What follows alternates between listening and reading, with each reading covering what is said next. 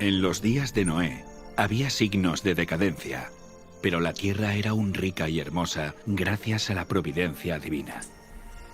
Las colinas estaban pobladas con árboles majestuosos que sostenían las parras cargadas de frutas. Vastas llanuras revestidas de verdor y del dulce aroma de miles de flores. Los frutos de la tierra eran de una gran variedad y de una abundancia casi ilimitada. Los árboles superaban en tamaño, belleza y perfecta simetría a los más hermosos del presente. Su madera era fina y noble, muy parecida a la piedra y apenas un poco menos duradera que esta. Abundaban el oro, la plata y las piedras preciosas. La raza humana aún conservaba mucho de su vigor original. Solo unas pocas generaciones habían pasado desde que Adán tuvo acceso al árbol de la vida, y la vida del hombre aún se contaba en siglos.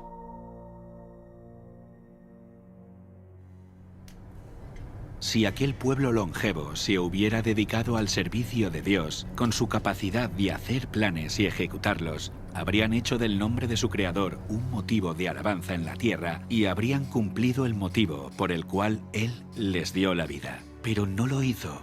Había gigantes, hombres de gran estatura y fuerza, conocidos por su sabiduría, hábiles en la elaboración de las obras más maravillosas. Pero la culpa en que incurrieron al dar rienda suelta a su maldad fue proporcional a su destreza y habilidades mentales. A estos hombres antediluvianos, Dios los colmó de dones, pero usaron su ingenio para glorificarse a sí mismos y los transformaron en una maldición, al poner sus afectos en ellos mismos, en lugar de aquel que se los había dado. Utilizaban el oro, la plata, las piedras preciosas y las maderas selectas en la construcción de mansiones, y trataban de superarse unos a otros en el embellecimiento de sus moradas con las más hábiles obras del ingenio humano. Solo buscaban satisfacer los deseos de sus orgullosos corazones y se deleitaban en escenas de placer y maldad. Sin deseos de conocer a Dios, pronto negaron su existencia. Adoraban la naturaleza en lugar de al Dios de la naturaleza. Ensalzaron la inteligencia humana, adoraron el trabajo de sus manos y enseñaron a sus hijos a adorar a los ídolos. Construyeron altares a sus ídolos en los verdes campos y bajo la sombra de hermosos árboles. Arboledas extensas que conservaban su follaje durante todo el año eran dedicados al culto de dioses falsos. Estas arboledas estaban conectadas a hermosos jardines a través de largas y sinuosas avenidas, adornadas de árboles cargados de frutos y de toda clase de estatuas. Todo estaba provisto de aquello que agradara a los sentidos y fomentara los deseos sensuales del pueblo, y así inducirlo a participar del culto idólatra. Los idólatras de falsos dioses dotaron a sus deidades de atributos y pasiones humanas. Así, el modelo de carácter se degradó al nivel de la humanidad pecaminosa.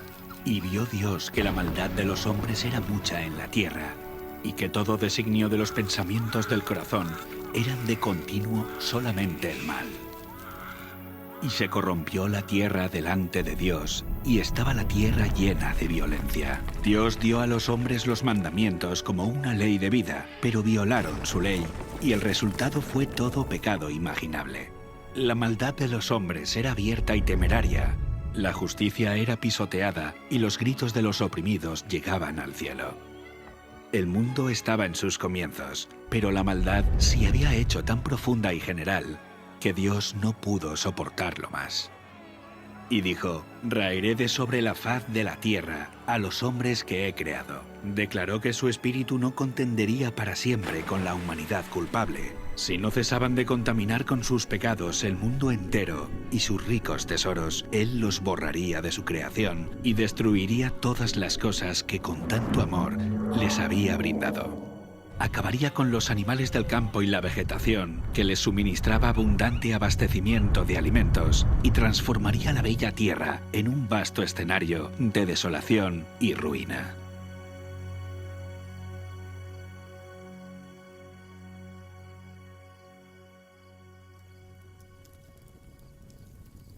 120 años antes del diluvio, el Señor contó su propósito a Noé por medio de un ángel y le ordenó construir un arca. Mientras la construía, Noé tenía que predicar que Dios iba a traer sobre la tierra un diluvio para destruir a los impíos. Aquellos que creyeran el mensaje y se preparasen para este acontecimiento, arrepintiéndose y reformándose, obtendrían el perdón y serían salvos. Dios dio a Noé las dimensiones exactas del arca e instrucciones explícitas acerca de todos los detalles para su construcción. La sabiduría humana no habría podido idear una construcción de semejante resistencia y durabilidad. Dios fue el diseñador y Noé el maestro constructor. Tenía 3 pisos de altura y una puerta en uno de los lados. La luz entraba por la parte superior y las distintas secciones estaban dispuestas de forma que todas estaban iluminadas.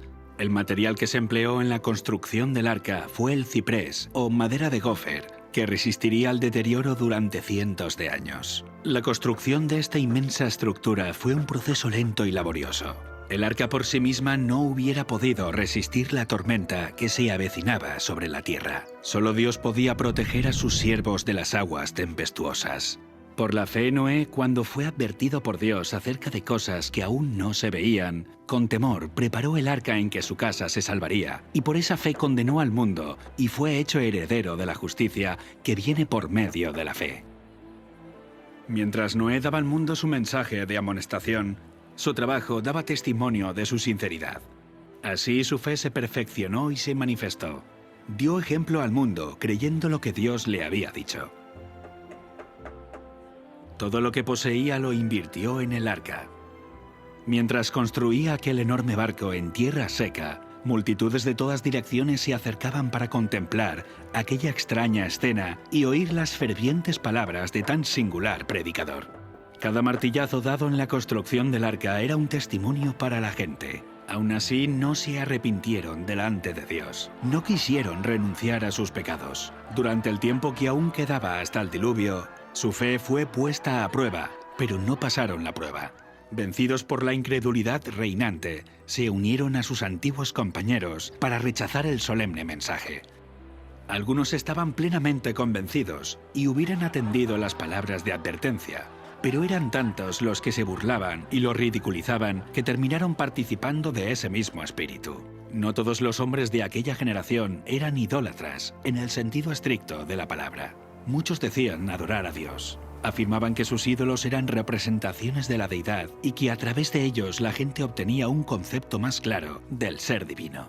Al tratar de representar a Dios mediante objetos materiales, cegaron sus mentes respecto a la majestad y el poder del Creador. Dejaron de ver la santidad de su carácter y la naturaleza sagrada e inmutable de sus requisitos.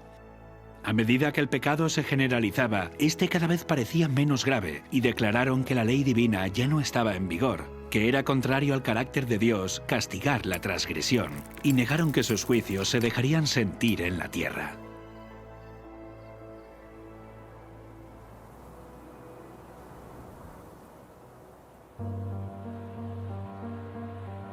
Si aquella generación hubiese cumplido la ley divina, los hombres habrían reconocido la voz de Dios en la advertencia de su siervo. Pero al rechazar la luz, sus mentes se volvieron tan ciegas que realmente creyeron que el mensaje de Noé era un delirio. No fueron las multitudes ni las mayorías las que se colocaron de parte de lo justo. El mundo estaba en contra de la justicia y las leyes de Dios, y Noé fue considerado un fanático. El mundo se reía de la locura del iluso anciano. En lugar de humillar sus corazones ante Dios, ellos persistieron en su desobediencia y maldad, como si Dios no les hubiera hablado a través de su siervo. Pero Noé se mantuvo como una roca en medio de la tempestad. Rodeado por el desdén y el ridículo popular, se distinguió por su santa integridad y su fidelidad inquebrantable. Sus palabras iban acompañadas de poder. Su relación con Dios le proporcionaba la fuerza del poder infinito. Durante 120 años, su voz anunció a oídos de aquella generación acontecimientos que, según la sabiduría humana, estaban fuera de toda posibilidad. El mundo antes del diluvio razonaba que durante siglos las leyes de la naturaleza habían permanecido inalterables. Las estaciones se habían sucedido unas a otras en orden. Nunca antes había llovido. La tierra se había regado por una niebla o rocío. Pero con su obstinada resistencia a los reproches de la conciencia, aquella generación llenó la copa de su iniquidad y maduró para la destrucción. Su tiempo de gracia estaba a punto de concluir. Noé había seguido fielmente las instrucciones que había recibido de Dios. El arca se había terminado como el Señor había dictado, e hizo provisión de alimentos para hombres y animales. Y entonces el siervo de Dios hizo su última solemne súplica a la gente. Con anhelo indecible, les rogó que buscaran refugio mientras aún era posible encontrarlo.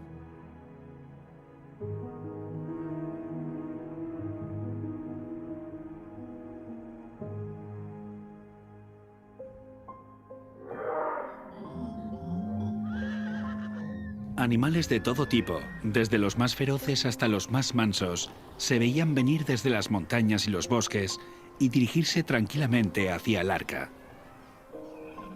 Se oyó un ruido como de un fuerte viento, y he aquí los pájaros, que venían de todas direcciones en tal cantidad que oscurecieron los cielos.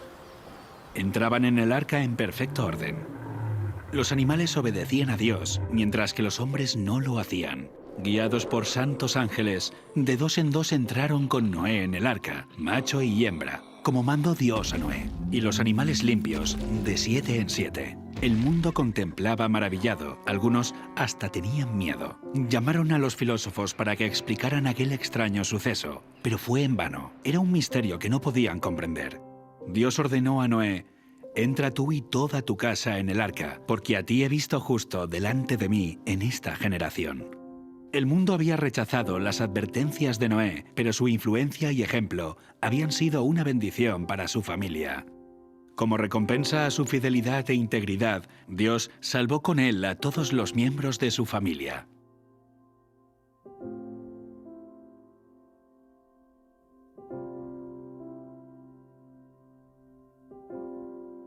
La misericordia dejó de suplicar a la raza culpable.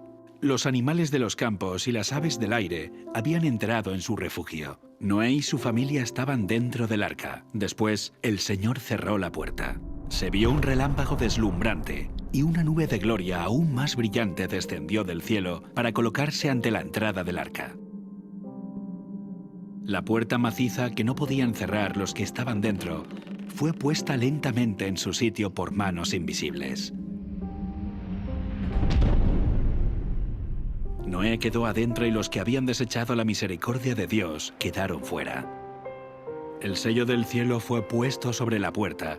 Dios la había cerrado y solamente Dios podía abrirla. Durante 7 días, después de que Noé y su familia hubieran entrado en el arca, no aparecieron señales de la inminente tempestad. Pero al 8º día, las nubes cubrieron los cielos. A estas le siguió el estallido de los truenos y el destello de los rayos. Pronto empezaron a caer grandes gotas de lluvia. El mundo nunca había presenciado nada parecido y el miedo asaltó el corazón de los hombres. Todos se preguntaban secretamente: ¿será posible que Noé tuviera razón y que el mundo esté condenado a la destrucción? El cielo se oscurecía cada vez más y la lluvia era más fuerte. Las bestias vagaban completamente aterrorizadas y sus aullidos discordantes parecían lamentar su propio destino y la suerte del hombre. Aquel día fueron rotas todas las fuentes del gran abismo y las cataratas de los cielos fueron abiertas. El agua se veía caer de las nubes como enormes cataratas. Los ríos se desbordaron de sus cauces e inundaron los valles. Torrentes de aguas brotaban de la tierra con fuerza indescriptible, arrojando al aire a decenas de metros rocas macizas que al caer se enterraban profundamente en el suelo. Los altares donde habían ofrecido sacrificios humanos fueron destruidos y los idólatras temblaron ante el poder del Dios vivo y comprendieron que la causa de su ruina fue su corrupción e idolatría. A medida que la violencia de la tempestad aumentaba, árboles, edificios, rocas y tierra fueron lanzados en todas direcciones. El terror de los hombres y los animales era indescriptible. Por encima del rugido de la tempestad podían escucharse los lamentos de un pueblo que había despreciado la autoridad de Dios. Muchos estaban frenéticos por el miedo y estiraban sus brazos hacia el arca, implorando que se les permitiera entrar. Pero sus súplicas fueron en vano. Se habían convencido que había un Dios en los cielos que lo gobierna todo.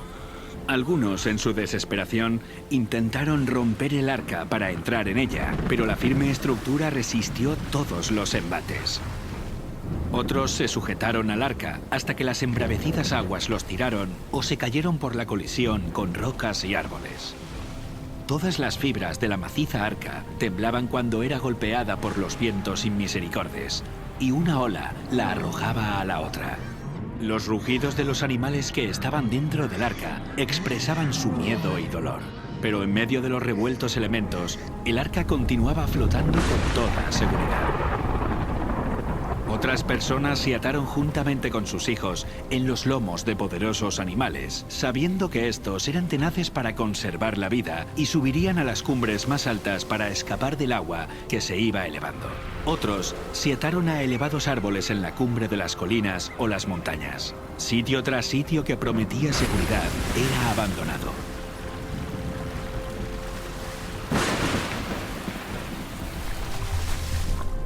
A medida que las aguas subían más y más, la gente huía a las elevadas montañas en busca de refugio. En muchos lugares, hombres y animales luchaban por el mismo sitio, hasta que ambos eran barridos por la furia del agua. Desde las cimas más altas, los hombres contemplaban un enorme océano sin costas. Las solemnes advertencias del siervo de Dios ya no eran objeto de ridículo y mofa. ¿Cuánto habrían deseado los pecadores condenados recuperar la oportunidad que habían dejado escapar? ¿Cómo rogaban que se les concediera una hora más de gracia, otra manifestación de misericordia, otra invitación de los labios de Noé? Pero ya no escucharían más la dulce voz de la misericordia. El amor, no menor que la justicia, exigía que los juicios de Dios pusieran fin al pecado. Las aguas vengadoras barrieron el último refugio, y los que habían despreciado a Dios murieron en las oscuras profundidades. Por la palabra de Dios, el mundo de entonces pareció anegado en agua. Pero los cielos y la tierra que existen ahora están reservados por la misma palabra, guardados para el fuego en el día del juicio y de la perdición de los hombres impíos. Otra tormenta está por venir, y el pecado y los pecadores serán destruidos.